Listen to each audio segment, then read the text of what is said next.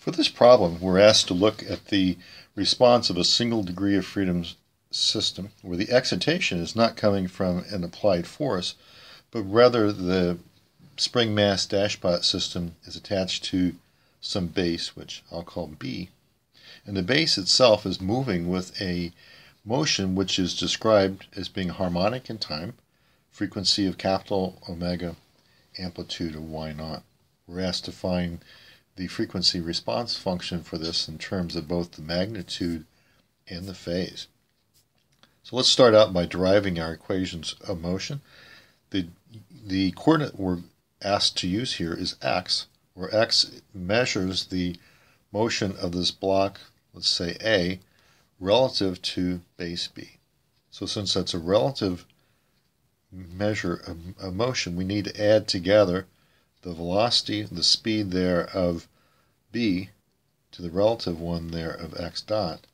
So it becomes 1/2 m y dot plus x dot, that quantity squared. Again, since x is a relative coordinate and the spring force goes as the relative displacement between A and B, that's going to be 1/2 k x squared. Same kind of thing here for the Rayleigh dissipation function, 1/2 c x dot squared as that. The equation of motion that we get using Lagrange for the system having a single degree of freedom is mx double dot plus cx dot plus kx is equal to minus my double dot. So since y is given by y0 sine omega t, two time derivatives of that gives us a plus m omega squared, y0 as an amplitude in front, times sine omega t. If we look at this in terms of our standard form of the harmonically excited single degree of freedom oscillator, this amplitude here plays the role of our F0. And since we've been through this before, multiple ways, one by looking at harmonic balance of cosine and sine, the other one using the complex exponential approach. In each case, we ended up with the particular solution being an amplitude capital X times sine of omega t minus the response phase there of phi.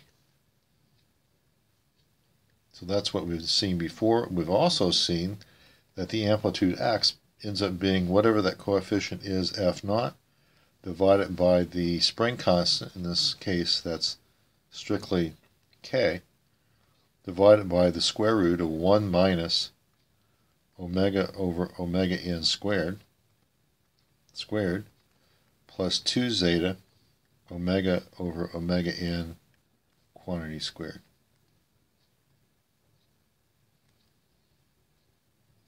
So for this problem where F0 is given by, as that shown above to the right, this becomes m y0 omega squared. If I also include, I guess, the whole thing there, k, this numerator becomes y0 omega over omega n quantity squared.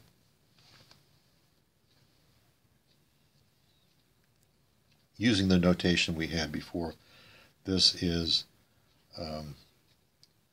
can be written here as, I guess, if I just write this as F0, that's going to be m y0 omega squared times h,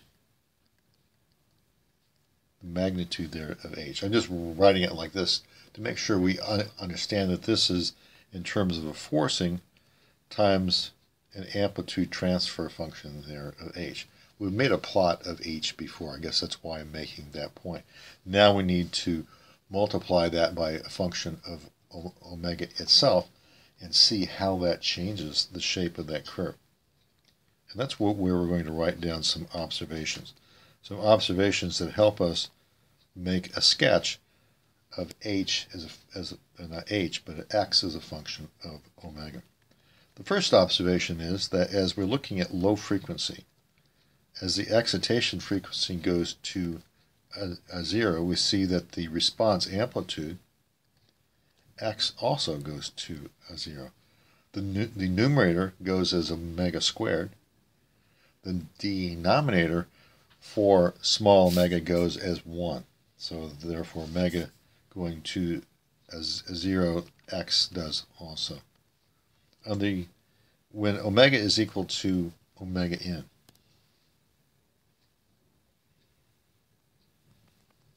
in that case, we see that for the undamped case, x of omega becomes unbounded for zeta exactly equal to a 0, and it goes to something large for small zeta.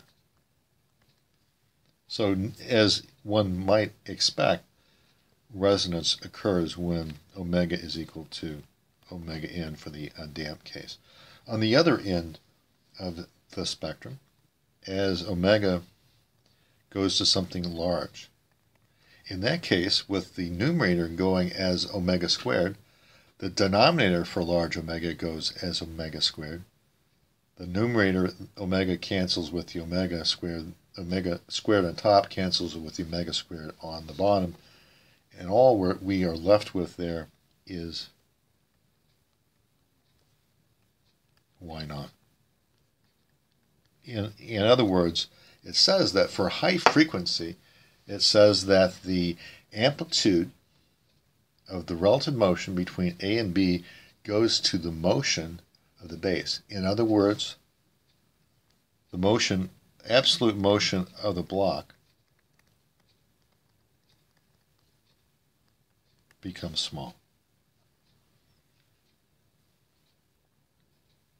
And here is our plot. Again, when omega is small, all curves start out at 0. Whenever we look at large omega, and here we're plotting x over y naught, this goes to a 1. So as we said before, x goes to y naught. And then the effect around the natural frequency there of omega is that as we increase the damping, that obviously drives the amplitude down, but for very light damping we get very large amplitude at near omega n.